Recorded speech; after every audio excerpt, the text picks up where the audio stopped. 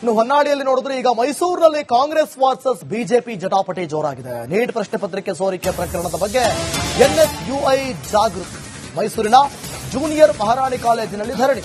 ಬೃಹತ್ ಎಲ್ಇಡಿಯಲ್ಲಿ ರಾಹುಲ್ ಗಾಂಧಿ ಫೋಟೋ. ಆತ್ಮಹತ್ಯೆಗೆ ಶರಣಾದ ವಿದ್ಯಾರ್ಥಿಗಳ ಭಾವಚಿತ್ರ.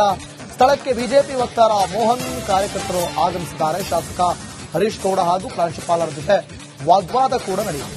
ಕಾಲೇಜು ಆಡಳಿತ ಮಂಡಳಿ ವಿರುದ್ಧ ಬಿಜೆಪಿಗರು ಅಸಮಾಧಾನವನ್ನು ವ್ಯಕ್ತಪಡಿಸಿದ್ದಾರೆ. ಬಿಜೆಪಿ ಕಾಂಗ್ರೆಸ್ ನಾಯಕರ ಮಧ್ಯೆ ಪರಸ್ಪರ ವಾಗ್ವಾದ ನಡೆದಿದೆ.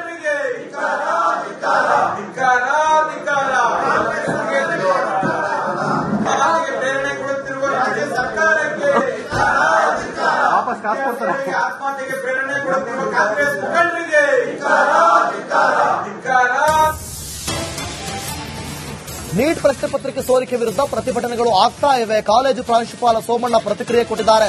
ಪ್ರತಿಭಟನೆ ಎಂಬುದು ನಮಗೆ ಗೊತ್ತಿರಲಿಲ್ಲ, ಧೈರ್ಯ ತುಂಬುವ ಕಾರ್ಯಕ್ರಮ ಅಂದುಕೊಂಡಿದ್ವಿ. ಮೇಲಾಧಿಕಾರಿಗಳ ಆದೇಶವನ್ನು ಪಾಲನೆ ಮಾಡಿದ್ದೇವೆ.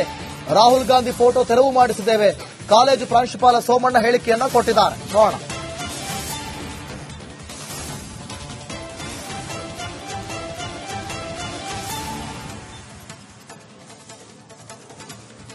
ಇಲ್ಲಿನ ಪ್ರಿನ್ಸಿಪಾಲರು ಅಂದ್ರೆ ಮಹಾರಾಣಿ ಜೂನಿಯರ್ ಕಾಲೇಜ್ ಏನಿದೆ, ಇಲ್ಲಿನ ಪ್ರಿನ್ಸಿಪಾಲರು ವಿದ್ಯಾರ್ಥಿಗಳಿಗೆ ಒಂದು ಅರ್ಧ ಗಂಟೆ ಬಿಟ್ಟು ಆಚೆ ಬನ್ನಿ, ಒಂದು ಸ್ಟ್ರೈಕ್ ಇದೆ, ಭಾಗವಹಿಸಿ ಅಂತ ಹೇಳ್ತಿದ್ದಾರೆ. ನಾವೇನ್ ಮಾಡ್ಬೇಕು ಸರ್ ಅಂತ ನನಗೊಂದಷ್ಟು ಜನ ಫೋನ್ ಮಾಡಿದ್ರು.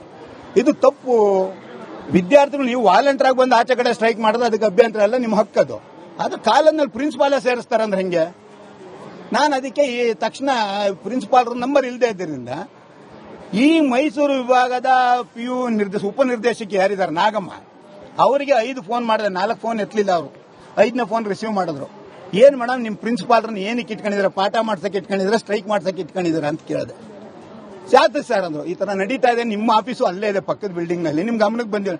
ಇಲ್ಲ ಸರ್, ನಾವ್ ಹೇಳಿರೋದು ನಮ್ಮ ಶಾಸಕರು ಲೆಟರ್ ಕೇಳಿದ್ದಾರೆ ಈ ನೀಟ್ ಬಗ್ಗೆ. ನೀಟ್ ಈಗ ಮುಗಿದೋಯ್ತಲ್ಲ ಮೇಡಮ್, ನೀಟ್ದು ಏನು ಒಂದು ಕ್ವಶನ್ ಪೇಪರ್ ಲೀಕ್ ಆಗಿತ್ತು, ಆಗಬಾರ್ದಿತ್ತದು ದುರಂತ. ಅದಕ್ಕೆ ಸರ್ಕಾರ ಒಂದು ಪರಿಶೀಲನಾ ಕ್ರಮ ತಗೊಂಡು ಮರು ಎಕ್ಸಾಮ್ ಮಾಡಿದೆ. ಆ ಮರು ಎಕ್ಸಾಮ್ದು ರ್ಯಾಂಕಿಂಗ್ ಅನೌನ್ಸ್ ಆಗಿದೆ, ಮತ್ತೆ ಸೀಟ್ ಹಂಚಿಕೆನೂ ಪ್ರಾರಂಭ ಆಗಿದೆ. ಈಗ ಏನ್ ಮಾಡ್ತೀರಾ ಮುಂದಿನ ವರ್ಷಕ್ಕೆ ಈಗ ಈಗಲೇ ಅವೇರ್ನೆಸ್ ಅಂತೆ.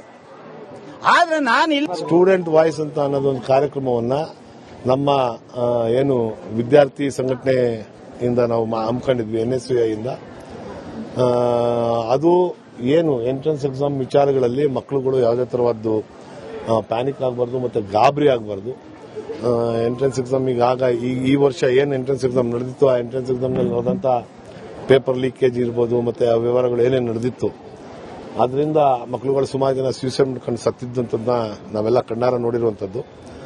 ಅದ್ರ ವಿಚಾರವಾಗಿ ನಾವು ನಮ್ಮ ಮಕ್ಕಳುಗಳಿಗೆ ಅಂದ್ರೆ ಸರ್ಕಾರಿ ಶಾಲೆಯಲ್ಲಿ ಓದುವಂತ ಮಕ್ಕಳುಗಳಿಗೆ, ಬಿಲೋ ಪಾವರ್ಟಿ ಲೈನಲ್ಲಿ ಇರುವಂತಹ ಕುಟುಂಬದ ಮಕ್ಕಳುಗಳಿಗೆ ನಾವು ವಿಚಾರವನ್ನು ತಿಳಿಸಿ ಅವರಿಗೆ ಧೈರ್ಯವನ್ನು ತುಂಬಿ ಎಂಟ್ರೆನ್ಸ್ ಎಕ್ಸಾಮ್ನ ಯಾವ ರೀತಿ ನಾವು ಎದುರಿಸಬೇಕು ಮತ್ತೆ ಅದನ್ನ ಯಾವ ರೀತಿ ನಾವು ಕ್ರ್ಯಾಕ್ ಮಾಡಬೇಕು ಅಂತ ಅನ್ನೋದು ಒಂದು ಕಾನ್ಫರೆನ್ಸ್ನ ನಾವು ನಮ್ಮ ಸಂಘಟನೆಯಿಂದ ಮಡಿಕೊಂಡಿದ್ವಿ.